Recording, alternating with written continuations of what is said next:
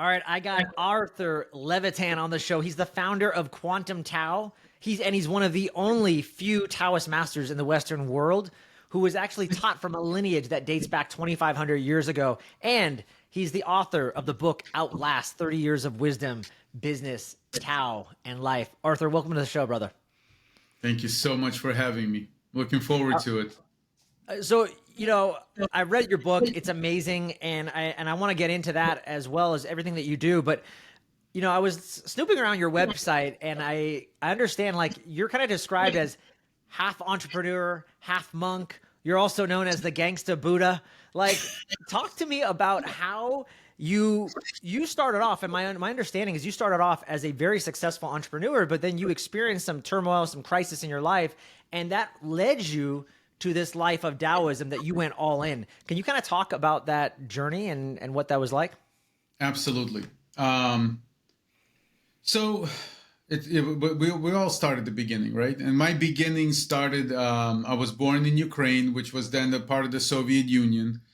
And my parents brought me here when I was 9 years old. And as immigrants, they embraced the American dream, right? And what is the American dream the way immigrants perceive it? It's quite simple. Make money and you'll be happy. That's it. Right? Whether you buy a bigger house then, or you have cars or whatever it is, it distills down to make money and you'll be happy. That's the immigrant's dream. That's what the America sells to the rest of the world. So that's why they come here. And frankly, it's the best country in the world. So, it's worth coming here for that. It's not a bad dream to aspire to, is what you're saying. No, not at all. Considering the poverty, the repression, the oppression, the violence that the rest of the world lives in so many parts of the world, this seems like paradise, where you can be yourself and you have all the opportunity of kings without being born a king. I mean, think about that. This country was founded on social mobility, on getting rid of this idea that only certain classes are allowed to be wealthy, on getting rid of this idea that only certain people are allowed to move ahead. This country gives everybody the opportunity, if you work hard and you pay attention, that's the part that people don't talk about, that you can create whatever you can dream up, which frankly, I found over my years is 100% true. And even if you think the environment has changed from God knows how many years ago, it hasn't. The entrepreneurial spirit is alive and well and kicking in this country. Like every wealthy society, it goes through its own troubles. Poor societies have their own issues. Wealthy societies have their own issues. Neither is good and bad. It just is. It's just a matter of navigating them properly. Right? So I was pretty young. I started working when I was 10 years old. I had a paper route. Then at 12 years old, I got a job doing like database entry in a real estate office, and haven't really stopped working since. But when I was around 19 years old, I started my first business, and it went pretty successful. And I found myself buying a condo, buying a brand new car, and found myself one night sitting in my brand new condo, fully renovated the way I wanted it, on my brand new couch in front of my brand new home entertainment system, right? Miserable as anything. And that was the moment of my epiphany that I succeeded in fulfilling the dream that my parents brought me here for. And I was lucky because I got to do it early enough. I made money. And the assumption is that automatically I'll be happy. I wasn't. It didn't bring me happiness. I had no real relationship. I had no family, of my own. I had no clue what I was doing. While being an entrepreneur was sort of fun and I was pretty good at it, it did not fulfill me as a human being. It was just something I did. So I had this epiphany that this mantra doesn't work. And the Western way of thinking may not be right for me. It doesn't mean it's not right for someone, but it did not feel like maybe it was right for me. And I said, I really enjoyed watching those Kung Fu movies. And in all those Kung Fu movies, there seems to be a journey, and there seems to be some great epiphany that the hero, finds out. And, and after that, life goes really well. And, that's, again, you buy into somebody else's dream. And so I said to myself, I should try some Eastern path. Mind you, knowing nothing about it outside of Kung Fu movies. And having a strong desire all my life to do Kung Fu, but most of my life, we were a little too poor for me to be able to either afford or take time away from helping the family in order to be able to take classes. So that never happened for me, at least when I was young. So now, how old were you when you started to embark on this journey of like martial arts and Kung Fu and that way of practice? 22. Wow. Okay. So basically, the next day, this guy comes into my office for an interview for a part-time job. And I ask him, and after the interview, I said, okay, listen, I'm going to hire you. We're going to need some help. Tell me, what else do you do? Because he looked odd, different. I'm like, what's different about him? He goes, well, I teach Buddhism. I'm like, what? Wait, what? Buddhism? He's like, yeah, I teach Buddhism. I'm like, do you have a school? He's like, yeah, I have a couple of students right now, and I teach on a part-time basis. And I said, are you taking students? Like, yeah. I mean, that was enough for me. So I went to study with him and spent the next 7 years, twice a day, every day at this school. Yeah, I was nuts. Still am, just slowed down a little bit. So I learned lots of things. I learned the Buddhist philosophy, at least the way he understood it. I learned martial arts. I learned meditation. And I started doing some practices, like I became a vegetarian before it was popular to be vegetarian. And I started practicing fasting. Again, before this whole intermittent fasting craze happened, in fact, a couple of decades before. And lo and behold, the Buddhists have been practicing those for thousands of years, and the modern world seems to think that they've created something new. Anyways, the arc of my journey continued, and because even though this was happening, Arthur, you didn't stop becoming an entrepreneur. No. Yeah. No. But the interesting thing about it is, the more I got into Buddhism, the worse my entrepreneurial skills became. Because for some reason, those things that I studied and the practices that I did seem to contradict or seem to have this ill effect on my ability to focus or to have the right decisions as an entrepreneur. And I started being very hands-off, very kind of laissez-faire in my business, which ultimately went sideways. But, I started, as I was practicing fasting, first 1 day, then 3 days, then 5 days, ultimately resulting in 12, 15 days, just water. It was very interesting experiences, and I had really amazing just epiphanies for myself. So then one day, I find myself at crossroads. And the crossroads here's the crossroad. My business utterly failed. I got completely disenchanted with my teacher and left Buddhism. Lost my relationship, still had my apartment, and found myself with absolutely nothing again, at a dead end again. But this time I was older. And I said to myself, there's no way I can find a teacher. That just doesn't happen. I have no idea what I'm going to do next in life, because being an entrepreneur, it's not like these ideas for businesses are lying around left and right. You have to really, it has to be right for you, and you have to be ready for it. So I said to myself, I'm just going to fast, like for a long time. And I had this idea of fasting for 30 days. I wish I could tell you I made it to 30 days. I didn't. I made it to 22 days. And the reason I stopped is because my mother found out about this. and started calling me several times a day, basically begging me, pleading me to stop this insanity. So at a certain point, I gave in. So 22 days. But that was a pivotal moment in my life. Things happened from that moment that shaped the rest of my life in a way that I could have never have predicted. A certain person called me out of the blue that I maybe have met once, maybe have never met.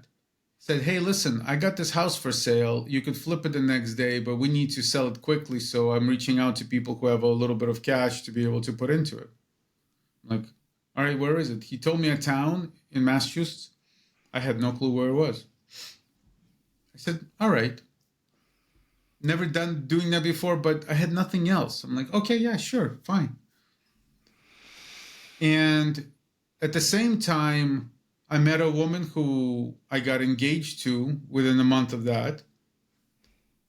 And I said to her, I said, hey, let's go look at this house before I sell it. Let's maybe see if we want to live there. And she goes, all right. And she's also never heard of this town. So we walk into this place, and the house was not so good. But the land was gorgeous. Lilac bushes, flowers, magnolia trees. And we said, you know what? Let's live here. Why not? And so when I was closing on the paperwork, the person who was selling it to me said, hey, listen, I heard you were in martial arts. I said, no, you couldn't have heard this. I don't know you. And he said, well, it must have been your broker. I said, I don't really know my broker. He said, all right, well, anyways, be that as it may, there's a school across the street. You may be interested in it. I said, yeah, okay, sure, whatever. Anyways, move into the house. And I have no job. My wife has a job. I find myself being a, chauffeur. So I'm driving her to and from work. And meanwhile, when, in the middle of the day, I'm playing Xbox 6 hours a day. I got pretty good at Halo. Anyways, one more of those moments came into my life where I realized my life was at a dead end again. I sent out tons of resumes, got nothing back. Nobody wants to hire somebody who's never worked for anybody, but just started their own company. So I walked across the street one day. And that changed my life. That turned out to be a Taoist temple with not only a Grand Master teacher who was incredibly amazing, but his wife, who taught alongside with him, was also a Siberian shaman. So she taught me Siberian shamanism, and he taught me Taoism. And the melding of the male and female point of views and energies that was incredibly difficult to go through because it was so foreign and they were not easy people. But that had a fundamental effect on who I would later become and how I would lead my life. And I started companies from the Taoist principles, and they all went well. And that taught me something. I'm like, all right, there's something here that's not only for life, but life as it extends to business, life as it extends to relationships, life as it extends to all human endeavors. And that was really an amazing moment for me. Yeah. Wow. That was something that really resonated me with when we first talked. You were telling me that, Joel, the reason why Taoism works is it's been around for thousands and thousands of years. And you said it's based on a couple things. The reason it works is because it's based on, number one, nature. And Right. Nature doesn't lie. Nature doesn't change. We can look out, we can see the way the river runs, the way animals attack and kill. There's this cycle of life. That's number one. And number two is you told me that it relies on principles, not values, which I thought was really interesting because I hold myself to certain values. I thought having good values or 3 to 5 core values was a good thing to have. And you said, those things come and go, but principles, those never change. Can you talk about that and why that's so impactful in Taoism and why it holds the test of time today? Sure. Well, let's start at the beginning. About 4,000 years ago, there was a group of people known as rivers and streams. And it wasn't anything profound. It was just because they were trying to get away from the pollution of the cities, even 4,000 years ago. And they could most often be found at rivers and streams. And what they would practice is being as much in touch with nature as possible. In other words, following the rhythms of nature, the cycles of day and night, the cycles of life and death, the cycles of the seasons. And they were dedicated to bringing what they saw in nature into their lives. So fast forward maybe a few thousand years, and the Dao De Ching comes into existence. It's essentially encoded. Essentially, it's the Bible or the philosophy of these people. And now it's called Taoism. And it went through a few other iterations. And Taoism is really translated as the way, right?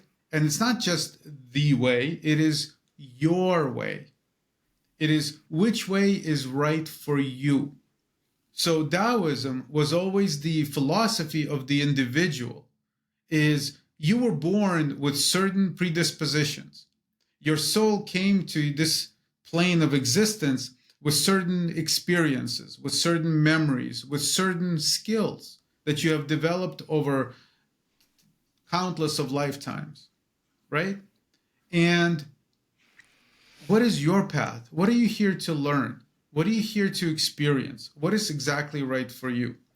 So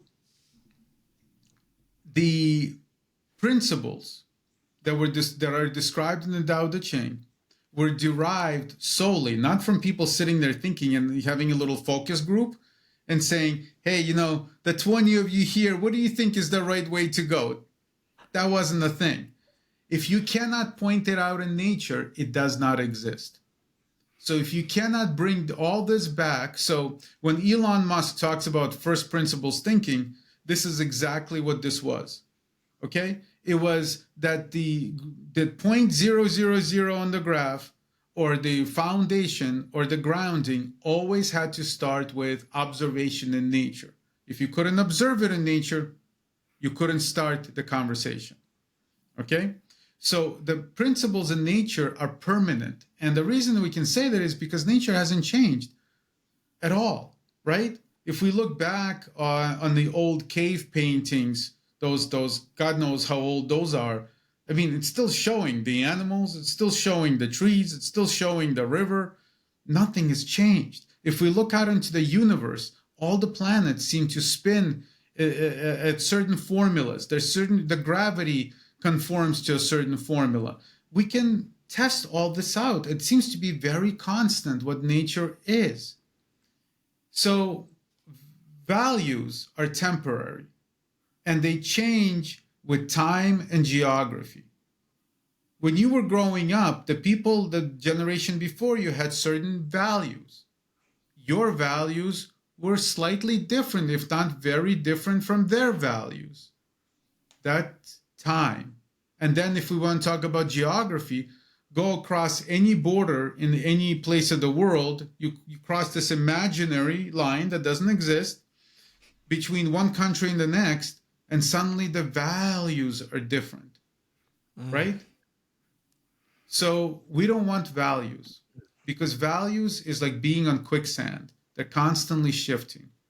We want things that are permanent. We want the foundation of our thought, the foundation of our being, and the foundation, this is the most important part, of our actions to start to push off something that's permanent. So think about a runner, right? Like a runner getting ready on the Olympic line and everything. They're pushing off something that is very, very permanent, something that will not move. That's principles. If you now put a bag of sand behind that runner and they push off, their foot slides backwards. And they're no longer able to use all their energy and catapult themselves forward in the right way.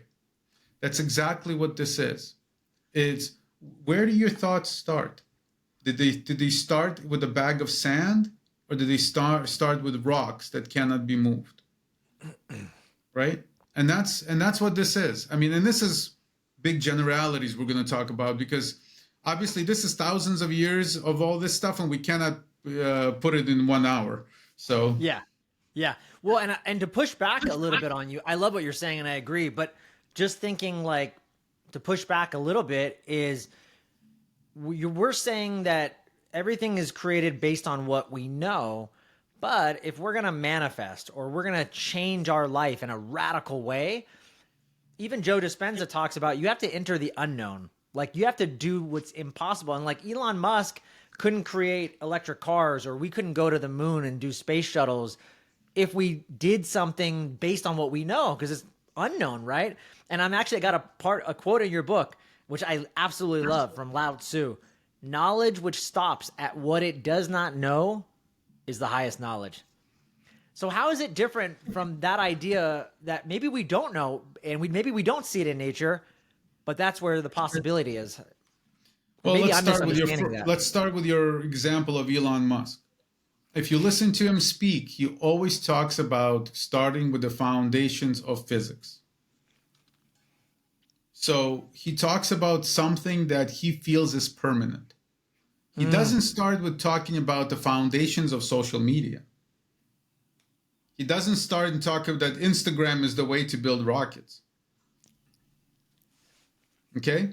So he always starts at a place where you can check it out and it will be the same no matter how many times you checked it out. That is the scientific method, right? That is that you can repeat it, that everybody can repeat this formula, and they'll always get the same result because it's based on nature and not on somebody's imagination. Mm-hmm. Now, does that mean we know everything about nature? No. Does that mean we know everything about physics? No. Absolutely not. We start with what we know that is replicatable, duplicatable, regardless of circumstances. And we go from there. So let's talk about us.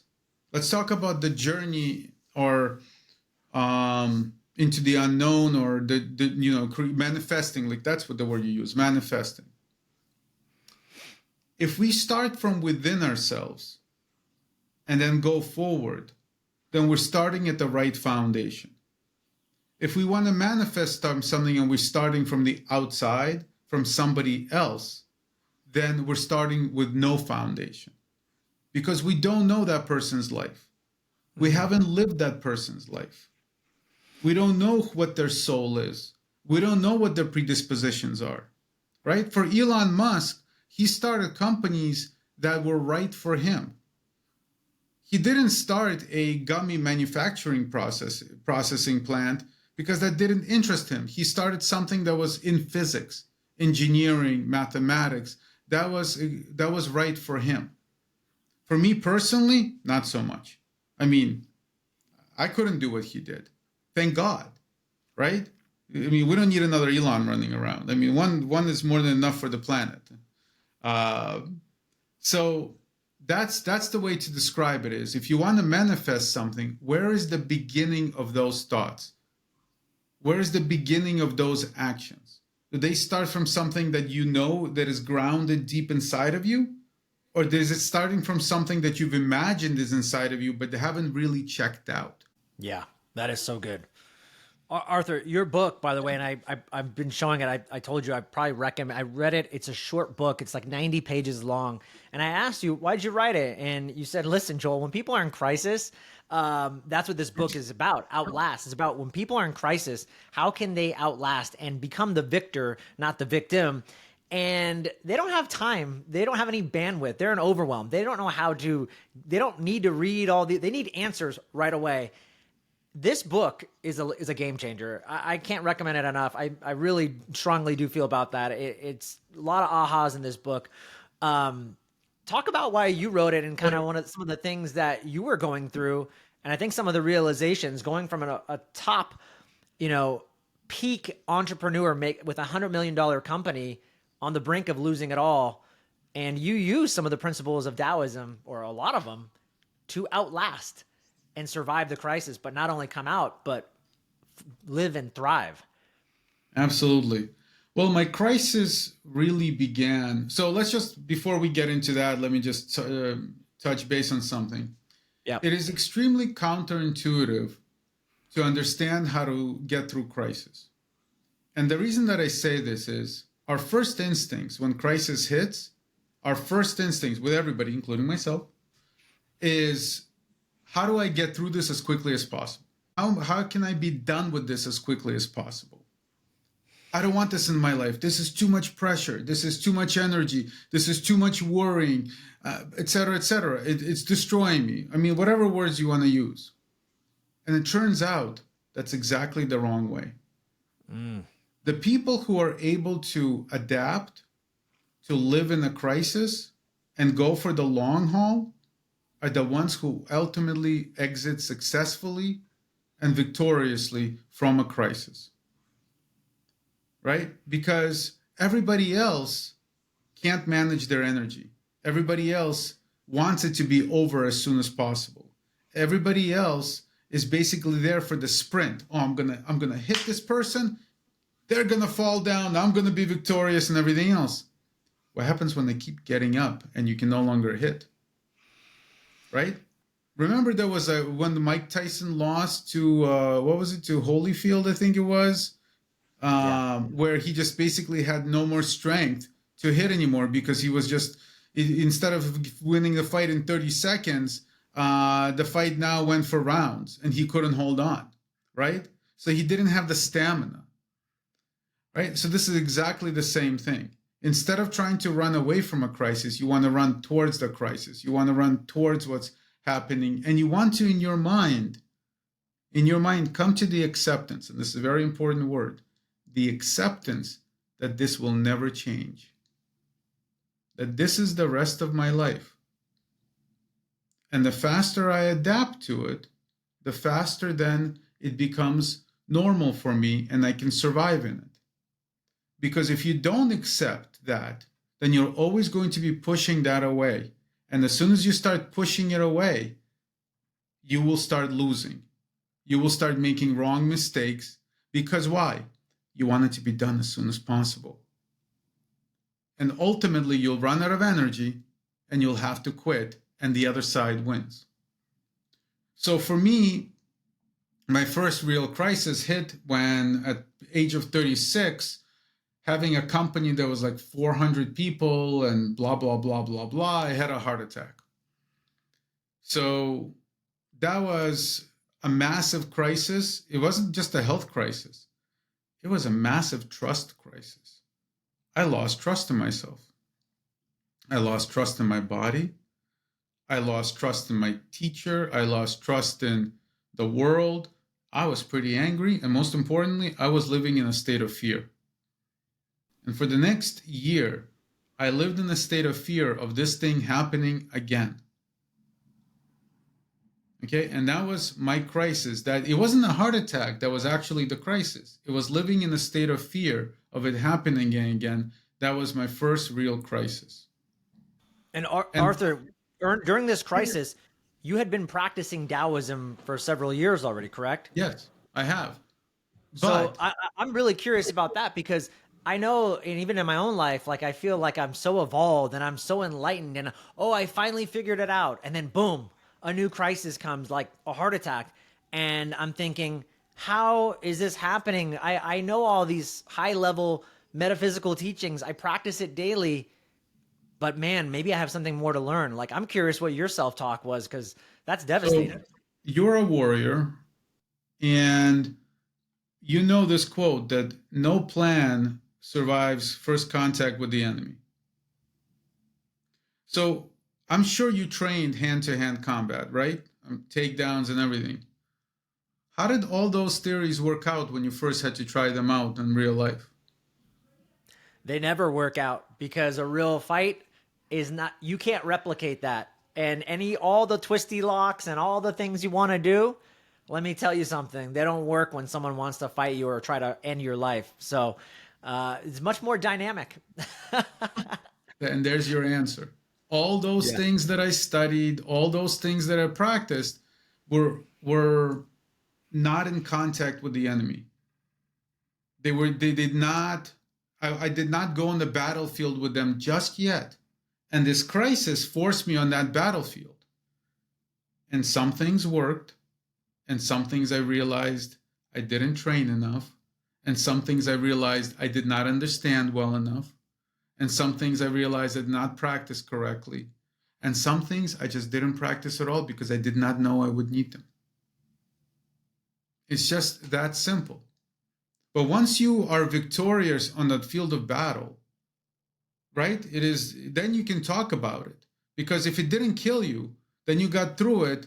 Okay, now you have experience. Now you have the scars, right? You have the scars on your body, you have the scars in your psyche. Now you're able to actually understand how those pieces fit. But until you get to that battlefield, it is just theoretical. And the biggest issue with studying spiritual arts, martial arts, survival arts, whatever it is if they're not used on a regular basis, and let's say your life doesn't require you to use it. Let's say you were training how to do takedowns, right? But never had an opportunity to do a takedown. What happens is all that training creates arrogance. The arrogance that, yeah, I got this. I've been doing this for years. Every day. I got this. But you've never checked it out. You've never had to do it in the heat of battle and survive. It is that arrogance that is a very, very big part of our human condition and a very big part of the lessons we have to learn. So while the training is crazy important, nobody really talks about the arrogance that you're training as well. And this is not true of Eastern training as it was created in the old days, because there you would go into battle on a pretty regular basis. You'd have no choice. That's how society was. There was a lot of violence on a daily basis in that society. We don't have that. So we're training for something most of us will never truly experience. And that's when it all either comes together and you survive, or it doesn't and your problems are over. So that was exactly what happened to me. This arc of humility and arrogance is the same for me as it is for other humans. In fact, there's a great book, Yogananda's book, and he talks about that his teacher had a great phrase that you will either learn humility or suffer life's humiliations. And for those of us with a hard head, we have to, mine included, mine is hard. This is why it's all polished. That's how many times I actually hit it. That's why all the hair is gone. It's been polished really well. For me, all those humiliations, all those crises, finally outweighed the arrogance that was growing in me on a daily basis. There finally came a point where I'm like, all right, this isn't working. I'm making mistakes. Not because they should be made, but because I'm in a state of arrogance. And I started slowly, not quickly, slowly learning how to make better choices. What humility supposed to mean. What this path is. And when the big crisis hit, when my company, we got into a big legal crisis with the government that lasted for years, we held them off for years. But the reason we got into the crisis is because of arrogance. We grew too successful. We became what's called a tall tree. And a tall tree is the tree that the lumberjack cuts down first when he walks into the forest. So we became the shining light. We're like the biggest candy out there. Why wouldn't somebody come and take it, right? Mm-hmm. So from that sense, that was my fault, the arrogance, our fault collectively, and collectively we got through it. But that was a lot of humility to get through it, right? Like my lawyer said, you cannot use the same tools that got you into this trouble to get you out, right? We've all heard this before. And I couldn't use arrogance anymore. That's how I got into it. I had to find humility in order to be able to get through it. Yeah, I love that you said that, and that I underlined that in the book, talking about it's so funny. We have a lawyer, someone that knows the game better than us, and I think how many times have I been told you got to do it this way, and don't be a little smart aleck thinking that you're gonna get your way out of this in a very cute way. No, listen to what I'm saying. But you said like 80% of people don't. He told you like 20%, only 20% listen. Yeah, that's so good. Talk a little bit about we were talking offline and you mentioned the Dao De Ching, this famous book, this way of learning, and there's 81 poems, and you said it's highly understood, but it's really a manual for warriors. And you told me Yes. something offline that, Joel, most people don't understand. Warriors, they think they need to be these physical specimens, and you said that's only one part of it, but the reality is the true warrior knows how to, I think you said, monitor their mind, something to that effect. Maybe you can So expand a a little true bit on. warrior is not one that fights, but walks into their own battle. So walks into themselves, right? A warrior does not run away. They walk in towards, right? Like a firefighter runs towards a burning house. That's what a warrior does. As a warrior, it does not. A warrior never wants to fight, but will fight when had to, right? So if a fight comes to me, I will do my best to try not to be in that fight. But when I have no choice, I will fight at 100%. Okay, and it's the same thing with me.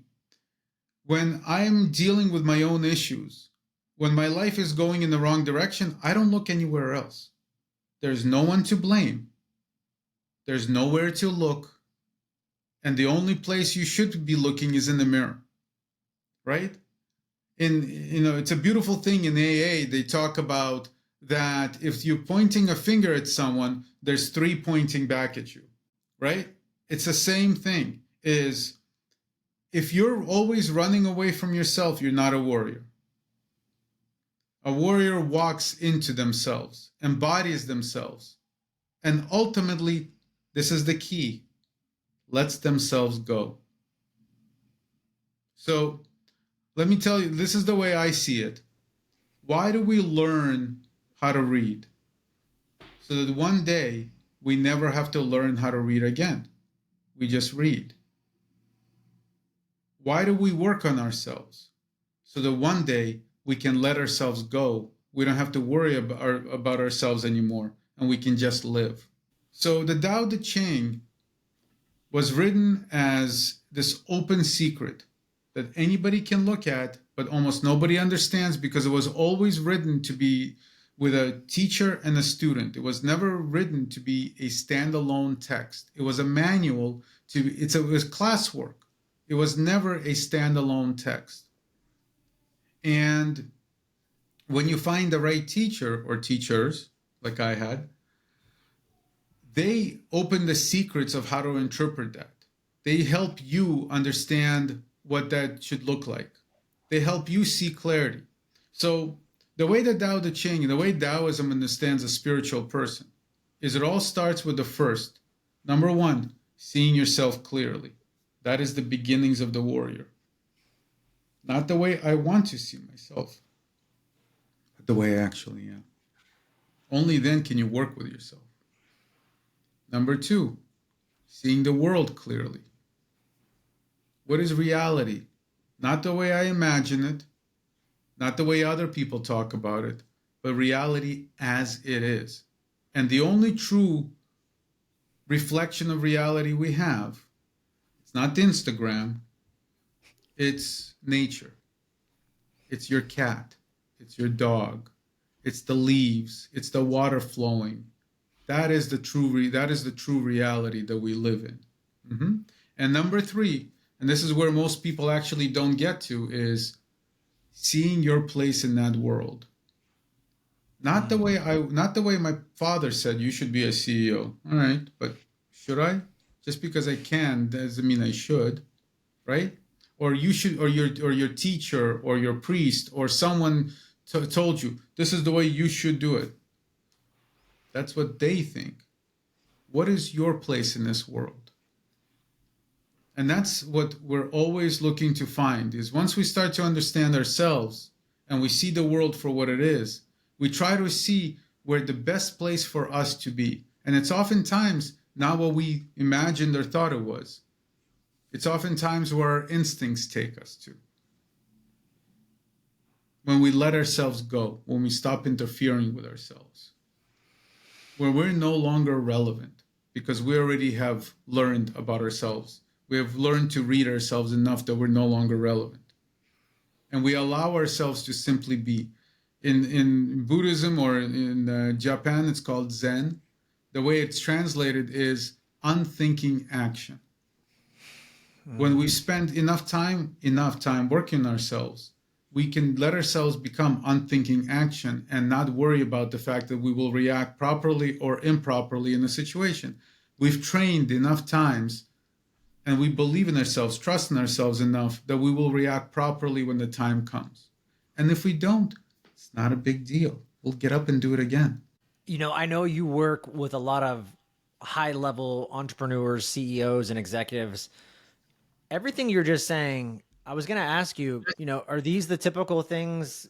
Like, what are these high-level people not understand? They've gotten to the peak of the food chain, if you will. They're very successful, but they come for you. They come to you for advice because there's pieces of their life missing, and that things are not working out. They need clarity. They need help to outlast and move forward.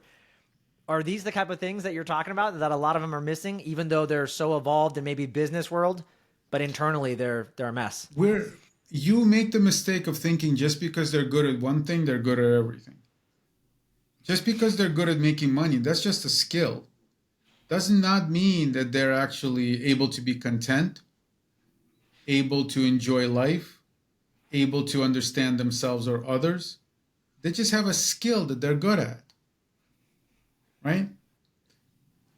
And that's what happens in our society a lot, is we make the assumption, and again, this is human, this is not anything negative about people, this is just the way we are, just the way we were built, is we see somebody who we think is successful. And by the way, what's successful today doesn't mean they were successful 1,000 years ago. 1,000 years ago, the people that were successful are the ones that are sitting in our jails right now.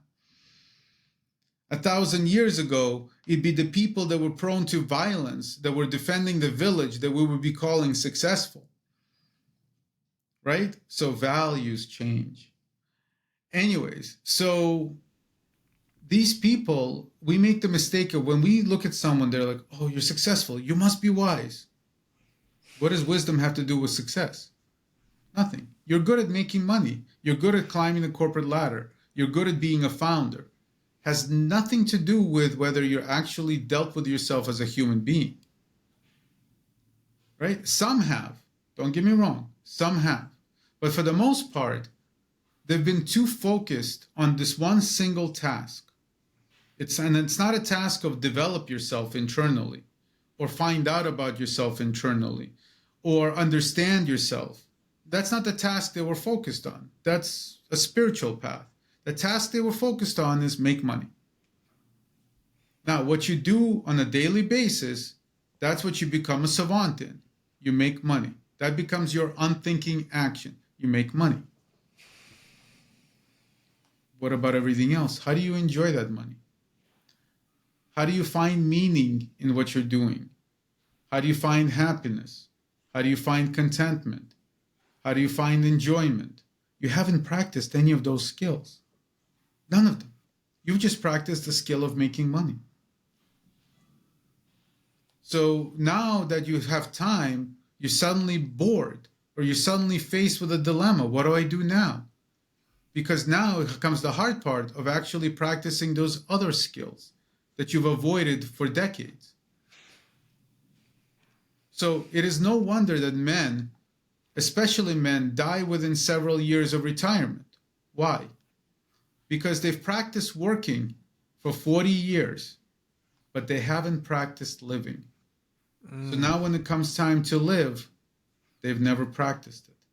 Or they have on a very limited basis. Does that make sense? Yeah, that is crystal clear. Wow. Thank you. I wanted to talk to you about going all in, which I know you know a lot about.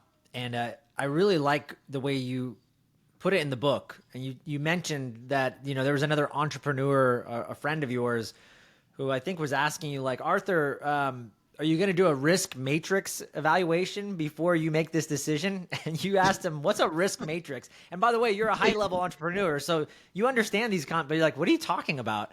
And you said something, you said, it's really important to go all in, because if you're not 100% in, it's going to lead to fatal hesitation. I see that all the So time. Yeah. Talk to me talk to about me that. about if you have to punch someone and you decide to punch him only 70%. How's that going to work out? He's probably going to come back and fight you even harder. Yeah. It's exactly the same thing. Whether you're trying to win a fist fight or create a company that's going to succeed or do anything else in life, if you don't have the clarity that this is what I have to be focused on 100%, then your attention is diverted, right? If you're trying to punch someone and you're like, that bird is flying over there and I'm going to have McDonald's afterwards, that punch isn't going to land. I bet you other punches are going to land and they're not going to be yours, right?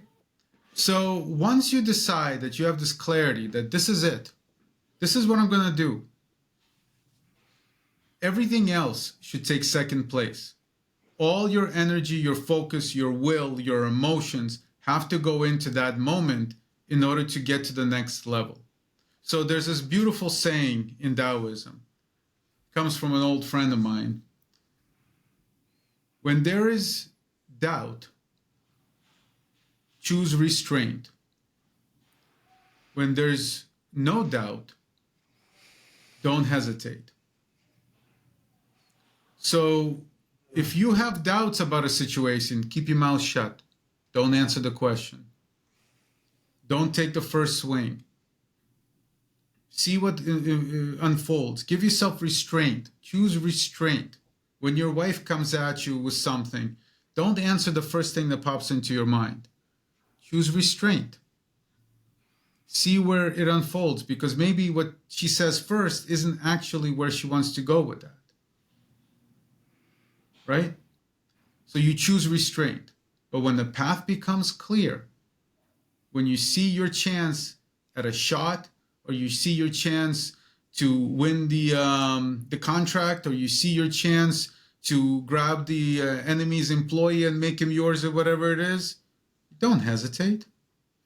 You know, I remember I was trying to hire this salesperson away from my competition, and he came in for, like, quote unquote, a tour. And at the end of the tour, I said, great, you'll start Monday. He goes, what? He goes, I haven't given you my answer yet. I go, it's not really relevant. You'll start Monday. Yeah. And he did. And it was crazy good, right?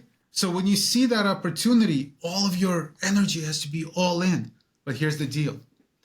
If you've done things wrong in your life where you haven't cultivated energy, you haven't learned about yourself, you haven't trained the right things, you won't have the right skill set, energy to be able to go into that moment. So like you at the front lines, right? In Oakland, if you didn't train and you just walked out on the street without training, you wouldn't be able to put everything you had into that moment to survive, to let the situation unfold in the right way, right? Mm-hmm. Same thing with us. All in can only be accomplished when you've trained for all in. It cannot be a thinking process. There has to be preparation, training beforehand. Yeah, that's really good. It just reminds me of, like, having a plan B. There is no plan B. Go to plan A. And I know the times in my life where I was not 100% committed. I know what my results are, what they were, and they weren't great. And one of the best examples I can give is just when I went 100% all in my family and my marriage, like, everything changed. And it was one of the biggest shifts, because when I look back, I'm like, what was the big shift there? One of the big shifts was I was all in, no matter what happened. So that was really cool. And your family responded to that, right? Everything changed. And you know what's fascinating is I used to believe people don't change. You can't change someone. They only change if they want to change. And listen, that's true. But my kids and my wife have radically changed in the last 2 years. And the only thing that really changed was me. and I set a new culture, a new environment. If you believe in vibration or rhythm, I think they fell into my new rhythm. I set a new standard, and everybody kind of followed into that rhythm, if you will. So I have changed my thoughts on that idea that people don't change. I love that. Yeah. I wanted to ask you. I know we're getting a little long. It's almost up to an hour. I don't want to take up too much of your time, but there's so much good stuff in the book Outlast. You mentioned a lot of things in terms of ways that people can help, again, outlast crisis and mitigate the damage and get through it in a powerful way. If you had to just pick one, like if someone's in crisis right now and they're like, Arthur, just give me the cheat code right now. What's like the one thing they should be doing? The only one thing to do is to call me, because otherwise there's a lot of work you got to do. But I would urge everybody to go to chapter 1. And chapter 1 is the most important part of the crisis. And chapter 1 is don't be alone. And don't be alone does not mean surround yourself with people. It means surround yourself with the right people. So, if you want to go drinking beer with buddies, you surround yourself with buddies that like drinking beer, right? If you want to go play tennis, you surround yourself with people who like playing tennis. But when you get into a crisis, you want to surround yourself with people that will be instrumental in helping you through that crisis. And that is something then you should be looking for. If it's a health crisis, you should be surrounding yourself with healthcare professionals and figuring out how to distinguish between a good doctor and a bad doctor, right? If it's a legal crisis, you should be pretty quickly understanding if the lawyer that you have is the right lawyer, or you should be looking for a different one because it's going in a different direction, right? You should be testing them out. You have to test out the people. You cannot take their reputation and their reviews online and be okay, well, that's it. No, you got to test them out, because they're going to be going into battle with you. Would you want to go into battle with someone who you didn't test out? How would you know they're not going to run away at the first shot? Or worse yet, shoot you in the back, right? You want to test out the people that will become your crisis team. Their enthusiasm, their loyalty, their abilities, etc. In my book, especially, I think it is in the first chapter, I talk about how to evaluate character. And evaluating character is a skill that you must have. It doesn't matter who you are. If you want to survive and thrive, you must be able to evaluate character. So there in the book, I actually take this from, I believe originally it was in a Confucius book, but wound up getting mixed up. I mean, Confucianism, Buddhism, Taoism, it's like McDonald's and Burger King. Sooner or later, they're all making hamburgers. They sorry for some people out there. Are you kidding me? The Whopper is much different than the whatever the other one's called. I have no idea. At the end of the day, it's still bread and meat. So, anyways, Big Mac. There you go. Whopper and right, Big Mac. There you go. There's 9 tests of characters that have been there and have been used for thousands of years by people who have had much less margin for error than we have in our life. Their margin for error was 0. If they made the wrong decision about someone, it meant death. We can make the wrong decision and still sort of skate by, right?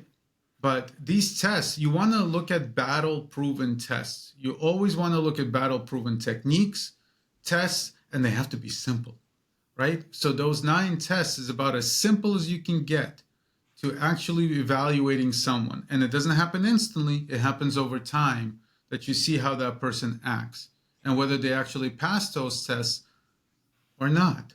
And if they don't, you have to understand where their weak point is. So if you continue with on your journey with them, then you are very, very cognizant. Don't ever put that person in that situation. They will fail. Right? But that's up to you. You're the one in crisis. It is on you to pick the right team. I love that. Having community, I think it's so key, and you nailed it. That is so good. I wanted to ask you a little bit about divorce because you mentioned it in your book, and that is a crisis that, as a men's coach, I hear all the time. That's actually usually when people reach out to me. Joel, my wife wants a divorce. Joel, they want to separate. And you wrote something in the book. I thought it was really interesting. You said most couples, they'll split when stress is first introduced into the relationship. One person wants out, and so they cut and they run. You said if this is the case, just let them go as soon as possible. It may be difficult, but the sooner you let go of anything or anyone that depletes your energy, the better. Unless you are going through a divorce, your spouse can be your greatest ally. Talk about that, because there's a lot of men facing this, and I get, Joel, what do I do? And I'm sure they would love to hear your. You mean going through crisis, your spouse can be your greatest ally? Because there was an opportunity for you, Arthur, too, right, to possibly get divorced, but you realized that was not the answer, and like your wife was your greatest ally. Well, the thing is, she stepped up. It wasn't up to me. It was up to her. She was either going to step up and stay with me, in other words, walk step in step with me and face the crisis, or she was going to cut and run. And worst of all, there's a third option. She was just going to hang around and become an interference, which is the worst of all worlds. Okay? If your spouse is not able to handle the crisis that you find yourself in, it's not their fault. It's not. It's not your fault either. It's simply they're not capable of dealing with that situation. It's just as simple as that. They were not born to handle that type of situation. Doesn't make him a bad person. Doesn't make him a good person. It just makes them human. The most important thing to do, and this is what I try to teach people going through a divorce, this is the hardest thing to do. Totally the hardest. Is not to judge. Don't judge them, okay? Life has just taken certain turns that brought them to a point where this is no longer right for them. That maybe physically, mentally, spiritually, doesn't matter what it is. It's no longer right for them. If you try to judge them, you'll waste insane amount of energy and emotions, which you can't afford. If you try to hold on to them, you'll be holding on to a person which is not right for the situation, and you'll be basically walking into a battle with someone who's going to be dragging you down. Now, will this hurt? Yeah, it does hurt. So what? It is what it is, right? If you want to get through it in a way that actually you will come out better for it on the other side, you will survive and thrive, and these are the things going to have to happen. There's, in the mafia world, right? We from The Godfather, we all know the wartime consigliere, right? We all know the wartime advisor, and then there's the advisor that's not the wartime advisor, right? And it's the same thing. When you get into a crisis, your wife may not, or husband, doesn't matter which one, which side, may find this completely unacceptable for them because they can't handle it. They weren't born to handle it. They don't have the energy, the emotions, whatever it is to be able to handle it. It is not their fault. It's simply the situation is beyond them, right? Just like the same thing, if you ask me right now to, without any training, to go skydiving, this is going to wind up pretty poorly, okay? I don't like doing it. I'm afraid of doing it. However you want to say it, I have no training for it. My health will not support it. And yet you say, well, you got to go skydiving. It's really good for you. No, it's the wrong situation for me. Doesn't make me a good person or a bad person. Just makes me not adequate for that situation. Now, if your spouse cuts and runs, that means they're doing you a huge favor. They're telling you that you were going to suffer with me. You were going to lose energy with me. You were going to possibly lose with me. I'm doing you a favor. Stop judging them and accept it as a gift. Okay, now, is it going to hurt? Yes. Is it going to feel lonely? 100%.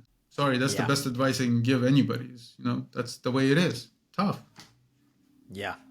Yeah. Just like you said earlier about acceptance. So key. I want to wrap things up, but before I do, talk about just some exciting projects that you're working on that people should be aware of.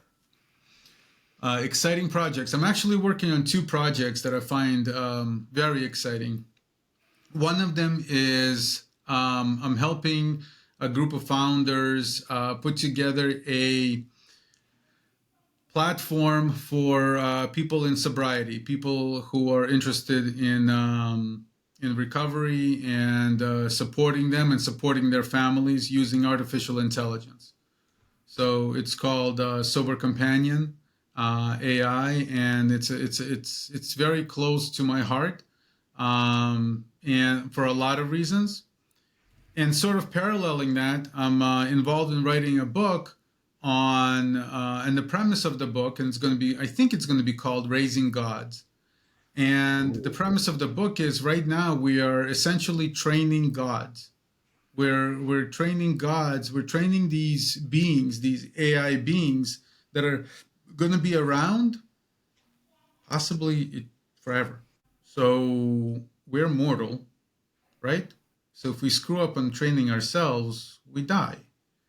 And our fuck ups die with us, right? Not with those gods. On Mount Olympus, they're going to be there for all of eternity.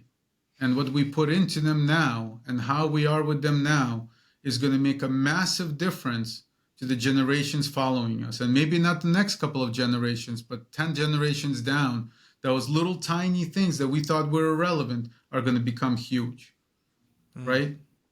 So I talk about that in the book, but I also talk about how if we even remotely get it right, or at least sort of get it right, and I don't know what right is, but if we move in the right direction, and again, who knows what that is, we have as a humanity a chance for a spiritual awakening, that these AI systems are able to provide us with something that is very, very necessary for a spiritual path, and that is time.